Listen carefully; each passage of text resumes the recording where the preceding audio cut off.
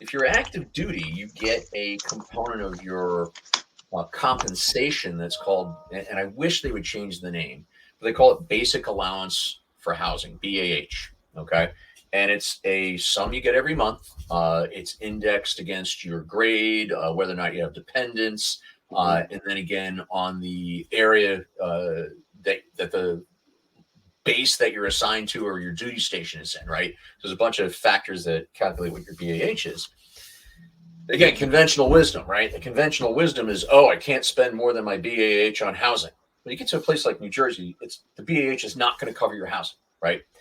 But because it's called what it is, everyone's like, oh, I have to spend only that amount. I can't spend more. Of course you can spend more. You can spend whatever you want. Oh, by the way, BAH is not taxed, right? So, that, $1,800 a month you might get in BAH is really worth 25, Yeah. right?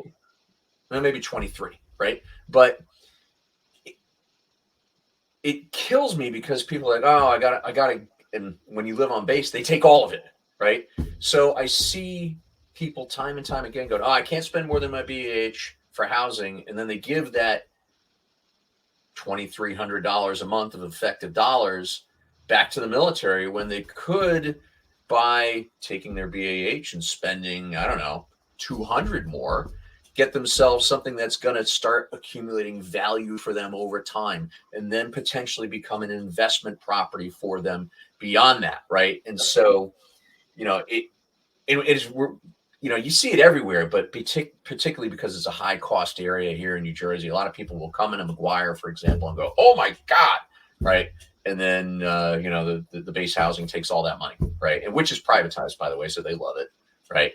So it's just kind of like, all right, there's an opportunity here you're missing, young airman, young sergeant, right? So anywho, that's something. If I could change one thing, I would change the name of the housing allowance to something else that doesn't have the word housing in it.